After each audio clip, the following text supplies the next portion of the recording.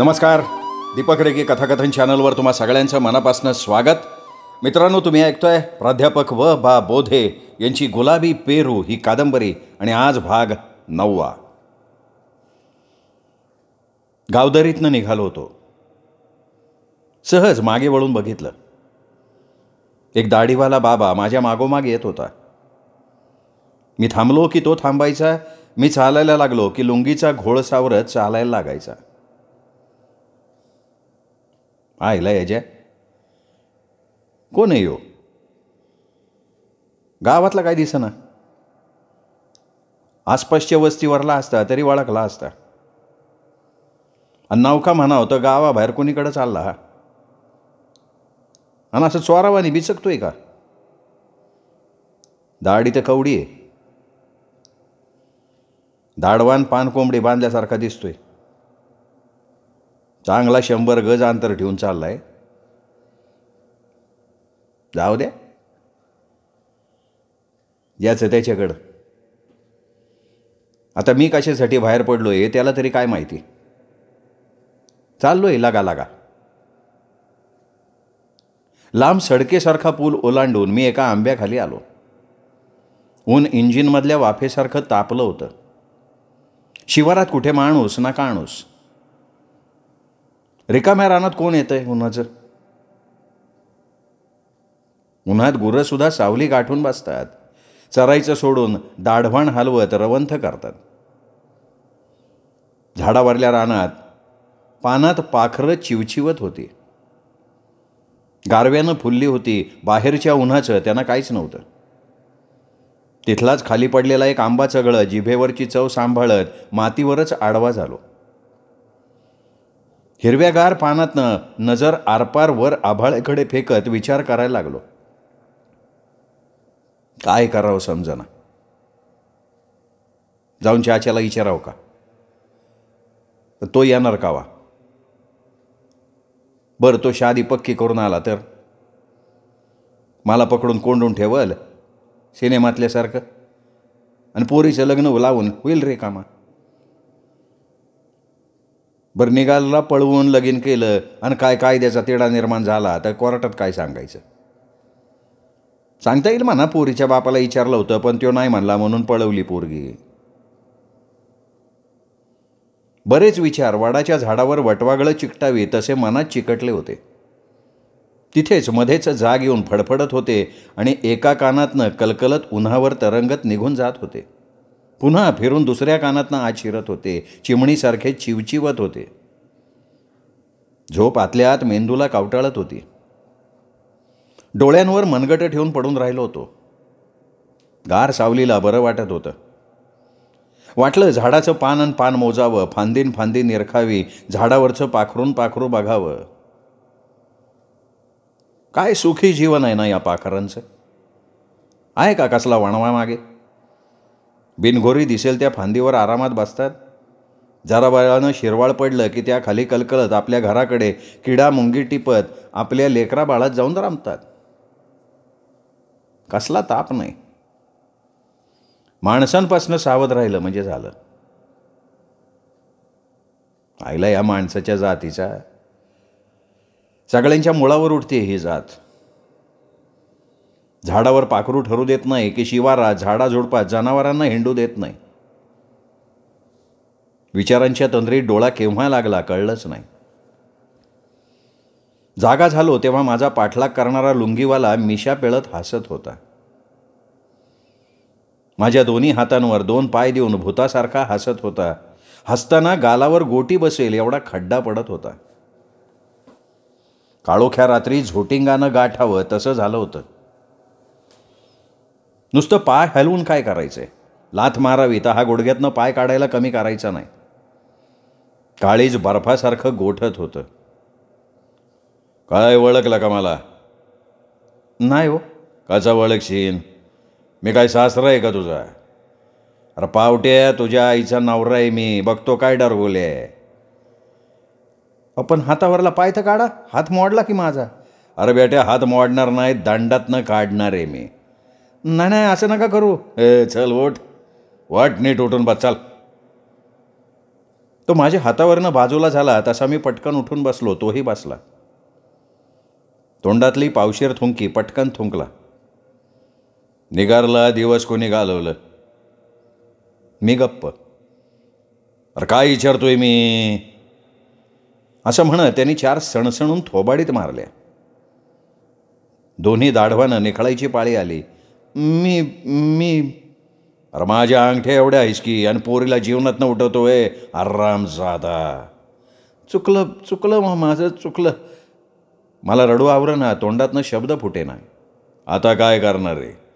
लग्न. निगारशी लग्न.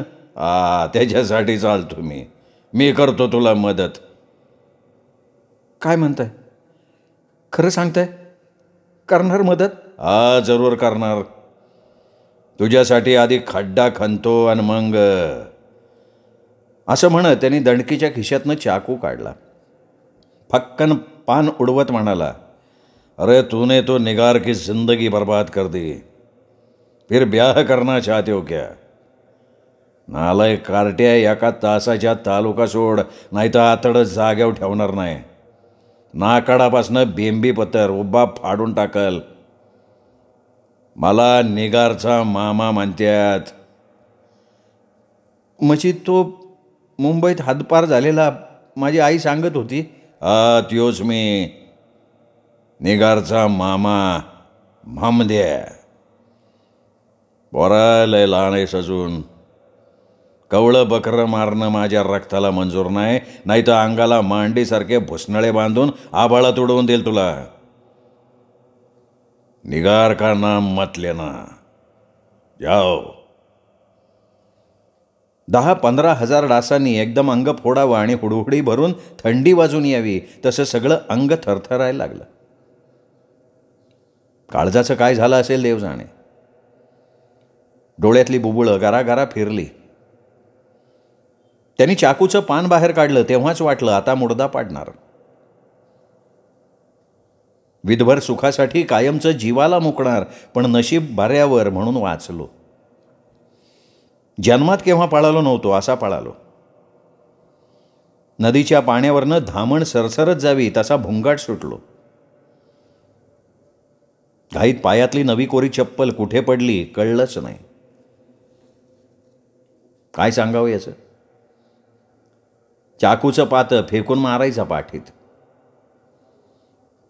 छातीचा भाता खालीवर होत होता. नाकातनं हवा गर्दी करून बाहेर पडत होती. घामानं उभा थबथबलो होतो. नाकासमोर बघत असा पळालो की 5 मैल मागे वळून बघितलं नाही.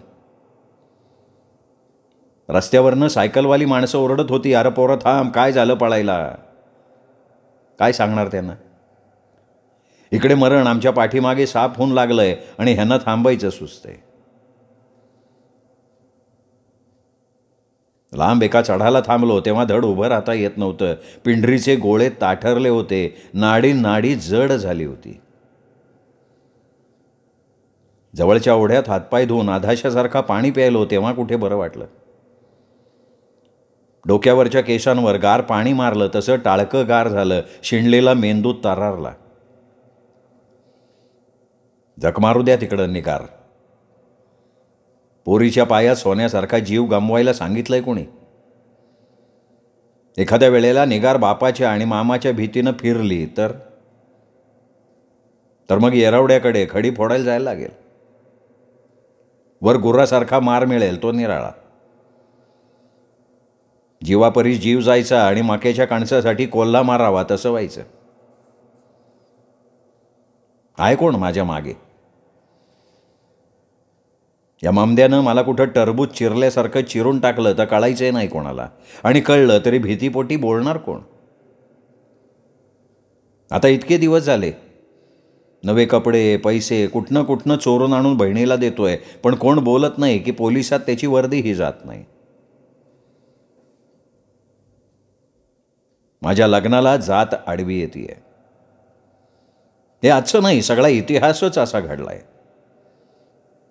त्या मस्तानीला सुद्धा जात नडली होती. बाजीरावानी तिला बायकोसारखं जपलं, सन्मानानं वागवलं, पण तिच्या पोरांना कोणी ब्राह्मण नाही म्हटलं. आईचीच जात पोरांना चिकटली. आपण कोण त्या बाजीरावापुढं. नुसता मुंगळा. खिशात नाही झॅट आणि मुंडकं मात्र ताट. त्या बाजीरावाच्या हातात सत्ता होती तरी लोकांची मनं त्याला बदलता नाही आली. आपण कोण कुठले? गल्लीतलं कुत्रं विचारतंय का आपल्याला? मेलो काय आणि जगलो काय, जगाचा फायदा ना तोटा. आता निगारला कसं समजून सांगायचं? जीव जगला तर सगळं सांगता येईल, पण जीव गेला तर काय मातीशी बोलायचं? पहाटे 3 वाजेपर्यंत साताऱ्याच्या रेल्वे स्टेशनवर थंडीत कुडकुडत बसलो होतो. भयान शांतता जीव गलबलून टाकत होती. अवतीभोवती चुकार माणसं वावरत होती तरीही भीती लपत नव्हती. स्वतःच्या एकाकीपणाची जाणीव आतल्या आत प्रखर होत भाजून काढत होती. मनासमोर काल्पनिक चित्र भूतासारखी तरंगत होती. तो ममद्या, तो म्हातारा लतीफ चाचा एखाद्या वेळी भूतासारखा जमिनीतनं वर येईल असं वाटत होतं. माझ्या बखोट्याला धरून इंजिनाखाली टाकेल असं वाटत होतं आणि माझे 2 तुकडे होताच वर पुन्हा सिगरेट फुंकत निघून जाईल असंही वाटत होते. आणि साले प्रेतावर थुंकायला विसरायचे नाहीत असं सुद्धा वाटत होतं. गाडी आल्याची वेळ झाली तसा तंद्रीतनं जागा झालो. खिशातलं तिकीट नीट चाचपलं. निगारकडे विसरलेल्या पिशवीची आठवण झाली. आईला येताना पिशवी आणली असती तर बरं झालं असतं. त्यात एक पायजमा तसाच राहिला. लायब्ररीचं एक पुस्तकही होतं. निगारसाठी मुद्दाम द्राक्ष आणली होती. हातानं 2 तोंडात घातली असती तर बरं झालं असतं. गाडीत गुरुशर्ट घातलेला एक दाढीवाला दिसला तसा दचकलो. मग त्याच्या तोंडावर महमद्याचं तोंड दिसलं तसाच सावरून बसलो. हा महमद्या आला तरी कुठनं? चला भर दिवसा आला कसा? आणि नेमका माझ्याच मागावर कसा? का चाचीनंच त्याला पाठवला? कोणास ठाऊक. आता निगारचं लग्न होईपर्यंत तो गाव सोडणार नाही. भाचीचं लग्न, मामा कसा गैरहजर राहणार? साल्याला बायको आहे का नाही कोणास ठाऊक. आणि बायको असली तर पोरगी नक्की असणार. गाडी निघाली. मी गावाकडे अंधारात पाहत हात जोडले. डोळे भरून आले. मीराबाईसारखी रेखीव निगार डोळ्यांच्या बाहुलीत प्रतिमेसारखी स्थिरावली. निगार मला क्षमा कर. काळजात प्रेम आहे पण दुबळा झालोय ग मी. समाज माझा बळी देतोय, तुझाही जीव घेतोय. काय करावं मला काही समजत नाही. माफ कर निगार, मला माफ कर. मी चिठ्ठीत लिहिल्याप्रमाणे तू वागशील आणि माझ्या अप्रामाणिकपणाला दोष देशील. मला माफ कर निगार. साऱ्या आयुष्याचा आता उन्हाळा झालाय. भोवतालची माणसं आपल्याच मस्तीत होती. गाडीला बसणाऱ्या हेलकाव्यांवर डुलत डुलत झोपून जात होती आणि मी मात्र अंतरीचे कड सांभाळून हमसा हमशी रडत होतो. आपणच आपल्या देहातनं बाजूला व्हावं आणि स्वतःवर पचापचा थुंकावं असं वाटत होतं मला. नाकातोंडात पाणी जाऊन पोहता येत असूनही कुत्र्याचं पिल्लू पायऱ्या नसलेल्या विहिरीत बुडून मरावं तशी माझी अवस्था झाली होती. परीक्षा झाल्या, निकाल लागले, कसा तरी काठावर पास झालो. उन्हाळ्याच्या सुट्ट्या लागल्या पण माझ्यावर त्याचा काहीही परिणाम झाला नाही. शरीरात इतरत्र रोगाचा संचार होऊ नये म्हणून डॉक्टरनं रोग्याचा एखादा अवयव छाटून टाकावा तसा गावाशी असलेला माझा अतूट संबंध निगार प्रकरणानं छाटला गेला होता. सुट्टी लागली तशी वसतिगृहातली पोरं पेट्या घेऊन आपापल्या घराकडे पळाली. मला म्हणाली, लेका वाशा कसला विचार करतोय? लागली की सुट्टी, पळ घराकडं. वय जायचं आहे आता, पण तिथं काय तारीख नाही आहे क्वार्टाची. काय बोलणार दुसरं? प्रत्येकाच्या घरी कोणी ना कोणी वाट बघत असणार. कोणाची आई, कोणाची मावशी दारात वाट बघत असेल. कोणाचा बाप स्टेशनवर गाडी झोपून न्यायला आला असेल. कोणाचा चुलता, कोणाचा भाऊ. माझ्यासाठी कोण येणार? बाप तर माझ्या मैतीला सुद्धा येईल का नाही कोणास ठाऊक. म्हणेल मरू द्या तिकडं, कुठनं आणा इकडं. उगा 10-15 रुपये खर्च होणार, सरपणाचे वेगळे, मसन वाट्यात मडं पोचवायला येणाऱ्यासनी बिड्या वाटायला लागतील, तापच नको तो. हा असला बाप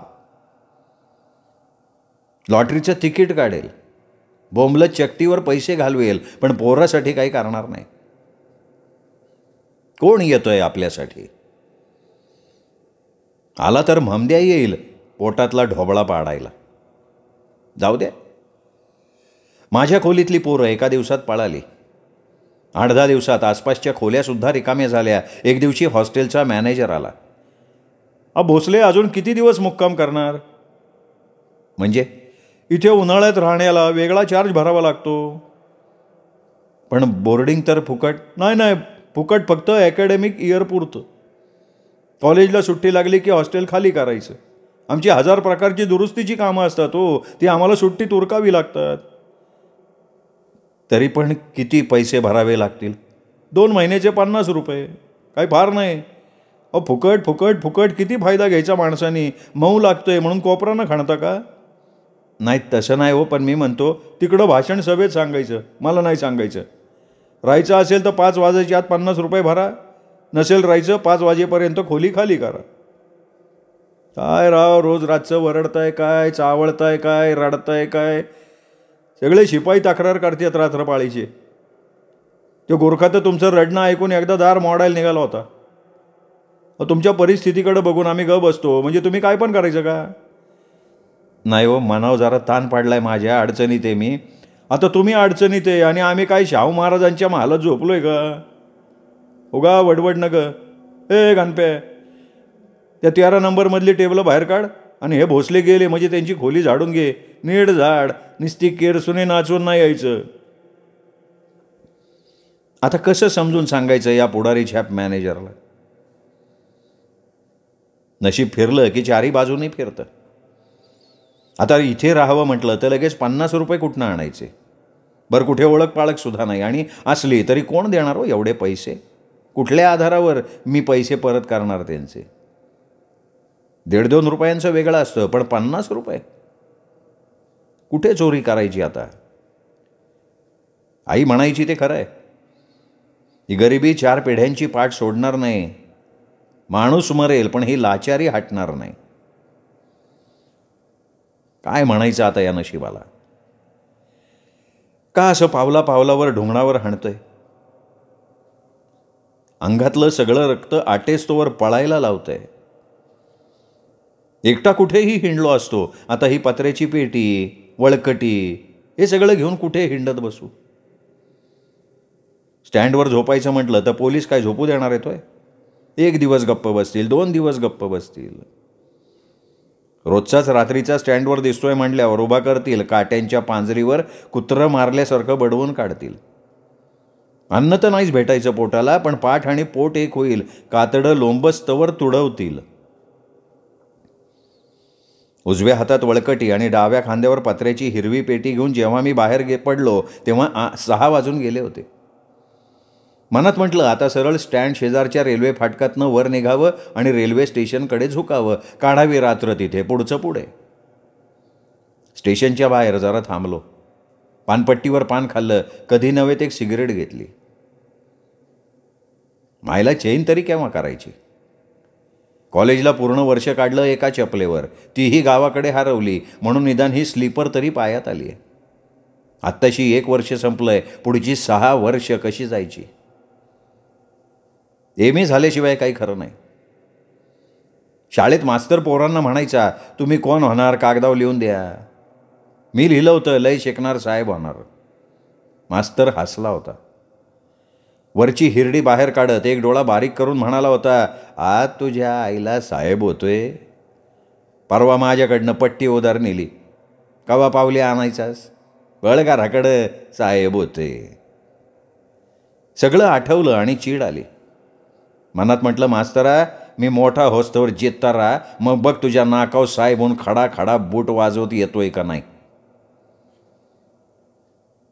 एका बाजूनं विचार करायला लागलो की देशपांडे मास्तर म्हणत होता ते खरं होतं. आपल्याला कुठनं शिकणं जमतंय? 1000 अडचणी साप विंचू बनून रस्त्यात आडव्या पाडणार. कोणाकोणासमोर झुकायचं? झुकून वाट सापडली तर बरं, नाही तर प्रसादावारी प्राण जायची पाळी. जवळ वळकटी होती, त्यात एक चादर होती. कानाला बांधायला टॉवेलसुद्धा होता. पण सारं असूनही संपूर्ण रात्र मी स्टेशनमध्ये कुडकुडत काढली. भिकाऱ्यासारखा कशाला भर स्टेशनात तमाशा मांडा. तसाच पेटी उशाला घेऊन पडलो, डबे चाळणी नीट करणाऱ्यांसारखं. एक डोळा झाकायचो, एक उघडायचो. गाड्या दणाणत यायच्या. शेवटचं स्टेशन असल्यामुळे एका कडेला उभ्या राहायच्या. सारख्या शिट्ट्या वाजायच्या. या ड्रायव्हरांना झोप बरी लागत नाही. लागली तरी काय होतंय, आखून दिलेल्या रस्त्यानं गाडी पाळणारच आहे. पहाटेचा डोळा लागला होता, पण नशीब म्हणून जागा झालो. स्टेशनमध्ये चहा महाग म्हणून मग बाहेरच्या हॉटेलमध्ये जाऊन चहा प्यायलो. घड्याळात बघितलं, 6 वाजले होते. दिवस उगवला. माणसं झोप झाडून कामाला लागली. धावपळीला सुरुवात झाली. मी आतल्या आत गुरफटत चाललो होतो. हातातली पेटी अडचणीसारखी वाटत होती. टाकून तरी कुठे द्यायची? जुन्या बाजारातनं चांगली 11 रुपयांना आणली होती. कोणाकडनं आली आणि कोणाकडे जाणार हे पेटीला तरी कुठं माहिती आहे. ही पेटी घेतली कशी माझं मला ठाऊक. चाललो होतो फिरत फिरत राजारामपुरीतनं. BT कॉलेजपर्यंत आलो. पाय मोकळं करण्यासाठी जरा थांबावं म्हणून बसस्टॉपवर थांबलो. पुन्हा निघालो फिरत फिरत. मनात म्हटलं असंच रस्त्यानं वर लक्ष्मीपुरीत शिरावं. प्रभात, राजाराम, शाहू, पद्मा, एका जागी सिनेमाची 4 थिएटर. प्रत्येक ठिकाणची पोस्टर बघावी. बिंदू चौकात जावं, जरा थांबावं आणि वाट फुटेल तिकडे जावं. विचार करत करत रस्त्यानं चाललो होतो. जाता जाता एका दुकानावर नजर गेली. पेढे बर्फीचं दुकान. सारी ताटं काचेच्या आत नटून बसली होती. एक बाई 2 पोरांना सावरत पेढे घेत होती. तिच्या पर्समधनं दुकानासमोरच काहीतरी पडल्यासारखं झालं. आता लगेच कसं उचलायचं? बघणाऱ्याला संशय येईल. घडी केलेली ती नोट आहे हे मी ओळखलं होतं. तसाच दुकानासमोर गेलो. नेमका उजवा पाय नोटेवर देऊन उभा राहिलो. विचारायला सुरुवात केली, पेढे केवढ्याला, बर्फी कशी? सगळं विचारल्यावर एक छटाक म्हैसूरपाक बांधून मागितला. तसा तो मालक खेकसला. आता एवढंच घ्यायचं होतं तर सगळ्या दुकानाची चौकशी कशाला करायची रे?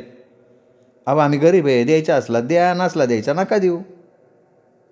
तसा तो पुढी बांधायला खाली वाकला. मी पटकन पायाखालची नोट उचलली, खिशात टाकली, पुढा घेऊन निघालो भराट्यावर. तसा तो मालक ओरडला, ए बेवड्या, पैसे कोण तुझा बाप द्यायचा का रे? खिशात हात घातला. नेमकी तीच नोट हातात आली. चांगली 50ची नोट होती. सुट्टे पैसे खिशात टाकून पळालो. 50-60 पावलं गेलो असेन नसेन तोच ती मगाशची बाई पोरांना ओढत त्यांच्या पाठीत धपाटे घालत रस्त्यानं नोट हुडकत येताना दिसली. तिने एकदा माझ्याकडे रोखून बघितलं. मनात म्हटलं पैसे हरवल्याचं हिच्या लक्षात आलेलं दिसतंय, मग मी कशाला थांबतोय? पळालो. जिजामाता चौकातनं वर महानगरपालिकेकडे झुकलो. पहिले पैसे, सापडलेले पैसे सगळे मोजले. चांगले 60 रुपये भरले. जुन्या बाजारात जाऊन पहिली पेटी घेतली. एक चादर दुकानात घेतली. नवा कोरा पेन घेतला. पेन पुढे हरवला. तीच ही पत्र्याची पेटी आज अडचणीसारखी वाटत होती. नको पुन्हा विकायला. तेवढीच आठवण पैसे सापडल्याची. नाही तर मला आणि पैसे सापडायला नाव नको. लहानपणी गावातल्या शाळेत शाळासुद्धा लवकर सापडायची नाही. देऊळ आणि शाळा ओळखायचीच नाही, कारण दोन्हीची बांधणी सारखी ना. दिवस उगवला तरी मला रात्र झाल्यासारखी वाटत होती. डोळ्यांवर झोप मावत नव्हती. जांभया मागून जांभया येत होत्या. चाललो होतो हातातलं डबडं नाचवत. रोजच स्टेशनवर जाऊन उपयोग नाही. रोज ठिकाण बदललं पाहिजे, म्हणजे कुणाला संशय येणार नाही. निघालो स्टँडकडे. एका हॉटेलात गेलो. चहा मारला. जरा तरतरी आली. वर घड्याळाकडे बघितलं. 10 वाजायला आले होते. टपाल यायचा टाईम झाला. त्या बोर्डिंगच्या शिपायाला सांगितलं असतं तर बरं झालं असतं. निदान निगारची पत्रं त्यांनी साठवून तरी ठेवली असती. आदनमधनं गेल्यावर दिली असती. बिचारीची खबर तरी कळली असती. जाऊ द्या, आता झालं गेलं विसरायचं. कोल्हापुरात कुठेही असलो तरी सकाळी 10 वाजता आपल्या नेहमीच्या पोस्टात जायचं. नाहीतरी वेळ घालवायला आहे काय काम आपल्याला. गेलो धावत पळत पोस्टात, तर निगारचं टपाल. काय नशीब आहे. आज जर ध्यानात आलं नसतं तर टपाल बोर्डिंगात गेलं असतं आणि मॅनेजरनं फाडून टाकलं असतं. पत्तासुद्धा लागू दिला नसता. वर ज्ञान शिकवायला रे कामा. चला वाचू कुठेतरी निवांत. नुसत्या अक्षरावरनं निगारचं टपाल ओळखतो मी. त्यात काय अवघड आहे. रेघेचं वळण आणि वळण माहिती झालंय. अक्षरागणिक तिचा चेहरा दिसतो. तिच्या बागदार नाकावरचा तरतरीतपणा झोगदार चालीतून उठून दिसतो. आता काय झालंय कोणास ठाऊक. मध्ये मी गेलो तेव्हा गरवारपणाच्या व्यापानं अर्धी सुद्धा राहिली नव्हती. टपाल घेऊन तसाच गोखले कॉलेजकडे वळलो. रस्त्याच्या कडेनं सगळी गुलमोहराची झाडं. गार सावलीला कठड्यावर बसलो. बॅग टेकवली. पाकिट फोडलं. निवांत एक एक अक्षर वाचायला लागलो. प्रिय वसू. डोळ्यातल्या पाण्यानं डावीकडचं टपाल भिजलंय. रागवू नकोस. तुझ्या चिठ्ठीप्रमाणे मी गावाबाहेर पुलाखाली आले होते. तसल्या काळोख्या रात्री 9 वाजेपर्यंत वाट बघितली, पण परत गेले.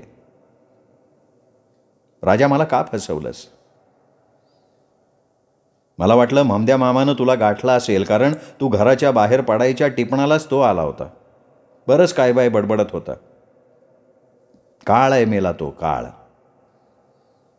माझ्या माचा सख्खा भाऊ असला तरी काळजानं उलटा आहे. पिताजी त्याला मानतात. त्याची तुझी गाठ पडली नसेल तर नशीब समज. सावध राहा राजा.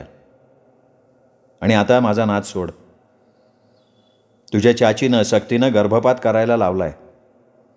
आता मी जगेन असं नाही वाटत. पण राजा, मी जगलेस तर तुझीच असेन हे लक्षात असू दे. खूप शिक, मोठा हो.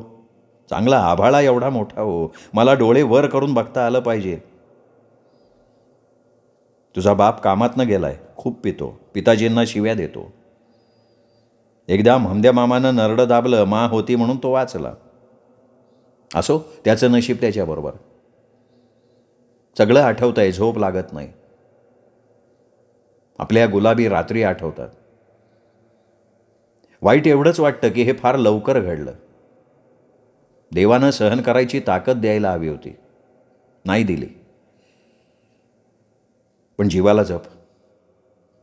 चाचाजी ममद्या कदाचित तिकडे येतील. तुझा काटाच काढायचा त्यांचा डाव आहे. सावध राहा. निगार मेली असं समजून नव्या जीवनाला सुरुवात कर. गावाकडे वळू नकोस. कधीच वळू नकोस राजा गावाकडे. खरंच इथे धोका आहे. उत्तर पाठवायचं झालं तर निनावी पाठव. तुझा पत्ता न घालता. तुझी निगार. पोरीच्या जातीला देव शहाणपण बहाल करतो हे काही खोटं नाही. एवढा समंजसपणा आहे निगारच्याकडे. आम्ही साले हलकट, उंदराच्या बेळात निपजलेले. निगार मनानं सम्राट आहे. बिचारीला जागवायला हवी. सोनं आहे सोनं. नांत्या घरची लक्ष्मी ठरेल. काहीहीच करून तिला सावरायला हवं. दिवस मावळेपर्यंत निगारच्या पत्राच्या धुंदीत राहिलो. रात्र झाली आणि हातातली वळकटी आणि डबडं कुठे टाकायचं याचा विचार करायला लागलो.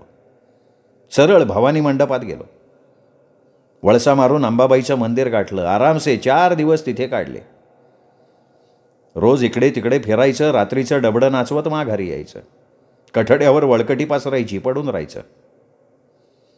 असाच एकदा सकाळी ऊन खात वळकटीवर पडून राहिलो होतो. तेवढ्यात लॉटरीचं तिकीट विकणारं पोरगं 2दा ओरडत अंगावरनं गेलं. चला माझा बापच आठवला. एका तिकिटासाठी 5-5 मैल चालत जायचा. क्षणभर मलाही मोह झाला. बापाची चिवट जिगर आठवली. घेतलं 8 आण्याचं तिकीट. लागलं तर बक्षीस, नाही तर वापरलं तिकीट दाढीसाठी. या अंबाबाईच्या देवळाच्या परिसरात कंटाळा येत नाही कधी. काय एक एक पोरी येतात तिथे. एकापेक्षा एक फाकडी. आयुष्यभर आता नडणार आहे. महारोग्यासारखा आत कुजत चाललोय मी. सगळ्या गावानं मला बाहेर काढलं. धक्के मारून ढकलून दिलंय लांब इथे कोल्हापुरात. 4 भिंतींची कुठलीही वास्तू मला आसरा देत नाही. महारोग्याला आसरा जंगलात, तिथे तो राजा. त्याला सापसुद्धा चावणार नाही. प्राणी त्याच्या वासानं 10 हात लांबून चालतील. इथे कसं शक्य आहे तसं? साधा कामगारसुद्धा कोळशासारखा थुंकेल अंगावर. रस्त्याच्या कडेची धंदा करणारी बाईसुद्धा हात लावू देणार नाही. साला मेरिटवर पुढे जायची आमच्याजवळ अक्कल नाही आणि व्यवहाराच्या बाबतीत तर बोलूच नका. फिरून फिरून फिरणार किती? विद्यापीठापासून कसबा बावड्यापर्यंत आणि रंकाळ्यापासून खाली टेंबलाईपर्यंत सगळं हिंडून झालं. पायाची भेग अन भेग फुटून निघाली. खिशातले पैसे संपत आले. रोज चणे फुटाण्यावर दिवस रेटायचे तरी कसे? पोटाची खोळ भरली तर गेली पाहिजे.